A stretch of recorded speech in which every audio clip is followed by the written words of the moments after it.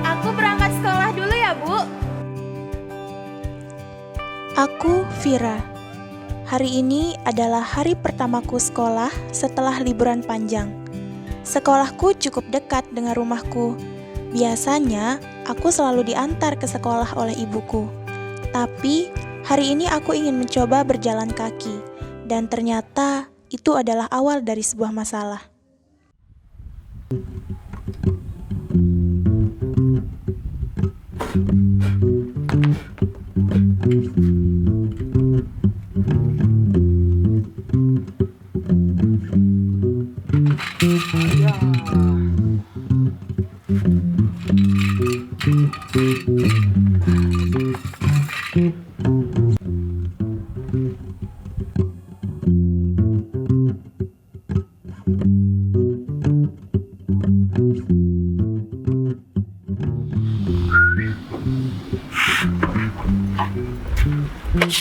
Hai cantik, mau ke sekolah kan?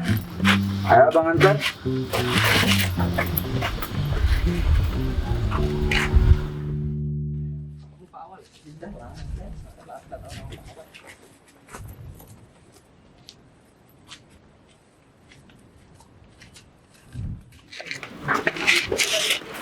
Kamu ganggu anak itu ya? Cuma manggil doang. Alah, biasa itu mah. Udah ya, pulang.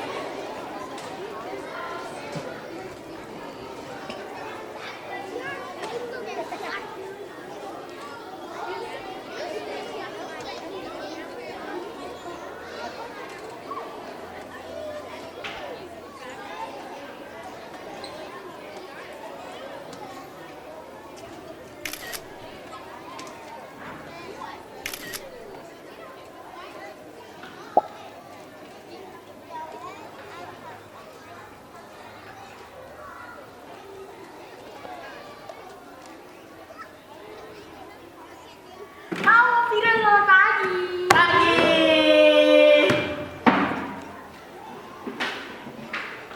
Kenapa? Tumben banget ya, Mari. Enggak apa-apa. Ya, gak usah gitu dong. Daripada dia di kelas, mending kita ke kantin aja yuk. Kantin. Ya, gas.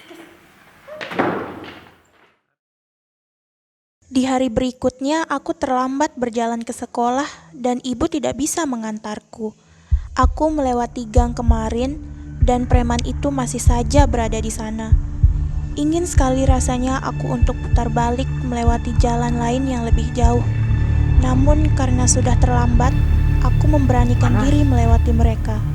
Wah, ada yang seger nih. Mulai lagi kita. Aduh, makin cantik aja. Mau sekolah kan? Ayo abang antar. Di hari itu, ku tak bisa melawan. Aku terdiam.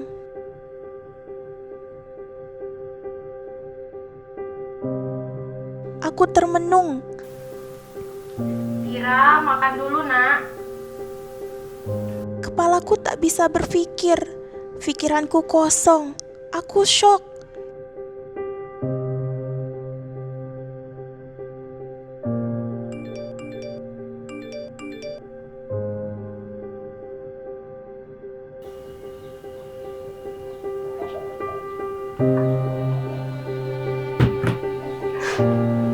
Dan aku menangis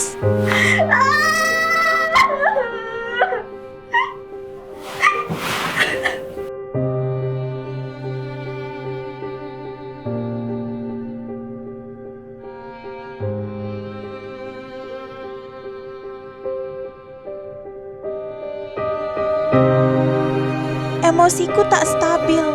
Aku depresi, cemas. Aku menceritakan semua kejadian itu pada ibuku. Apa yang kualami dan apa yang sudah dilakukan orang-orang itu padaku. Aku merasa malu, takut, kesal dan marah saat mengingat hal itu lagi.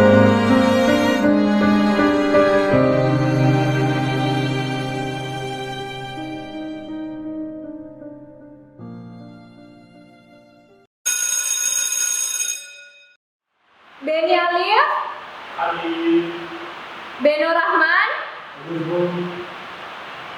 Bayu Husnawati, Farhan Ucup, Safira Maulida. Mana ini Fira? Kayaknya nggak ada ya, Bu. Kenapa? Nah, kurang tahu.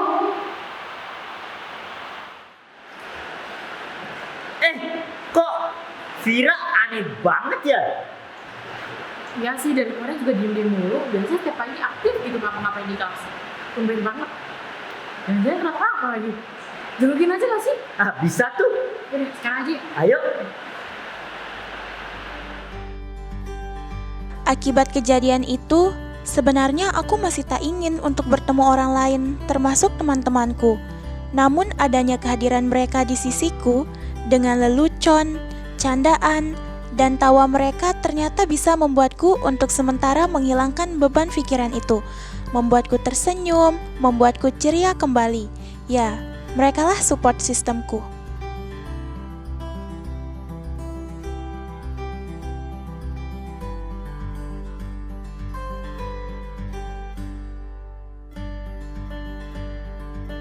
Sebetulnya, aku masih ragu untuk sekolah dan bertemu orang banyak, tapi... Vira.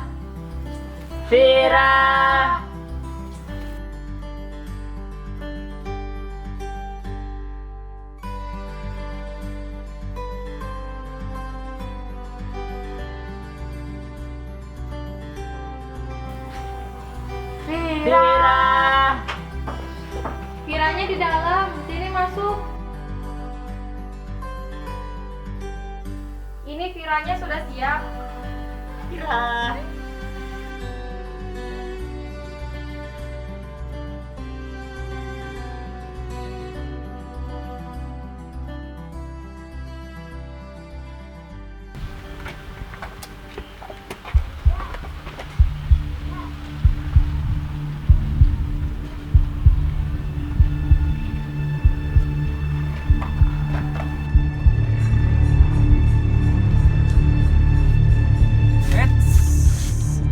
Cantik baru nongol. Kemana aja? Temennya boleh juga nih, Bang. Ih, cakep lu. Gak usah ganggu teman saya dong, Bang. Ini tuh sudah termasuk pelecehan seksual. Nanti abang-abangnya bisa saya laporkan.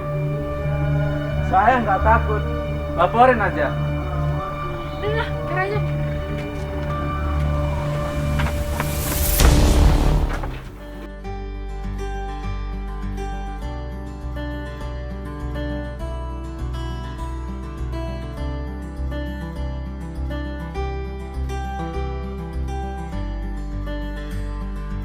Dengan bukti video pelecehan itu, aku dan temanku langsung melaporkannya kepada guru kami. Mereka menceritakan semua yang sudah kualami kepadanya.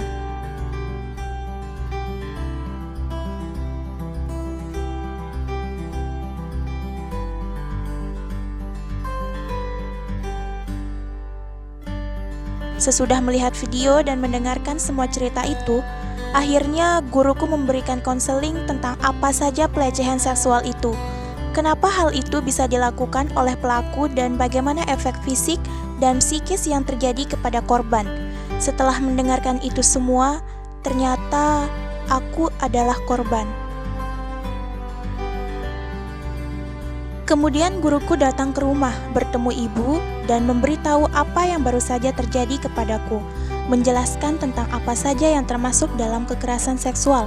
Dan ternyata, kekerasan seksual bukan hanya fisik saja, tapi juga non-fisik, yang bisa juga berdampak pada psikis. Guruku juga memberitahu kemana saja kita bisa melaporkan hal ini. Kita dapat laporkan hal ini kepada lembaga terkait, seperti polisi sebagai aparatur negara, Komnas HAM yang bergerak untuk melindungi hak manusia, Komnas Perempuan yang bertugas untuk mencegah, menanggulangi, serta melindungi kekerasan terhadap hak-hak perempuan, dan juga sistem aplikasi laporan kekerasan anak atau Siap Laporkan dari Plan Indonesia, termasuk juga layanan lainnya. Tidak hanya hukuman, Bagi pelaku, tetapi perlindungan bagi korban. Juga penting Kaum muda punya suara. Dalam mendorong pemangku kepentingan untuk mendorong munculnya hukum yang memihak korban. Aku adalah suara dan mata dari para perempuan di luar sana yang kerap menjadi korban. Janganlah tutup mata dan mulutmu, lihat dan bersuaralah.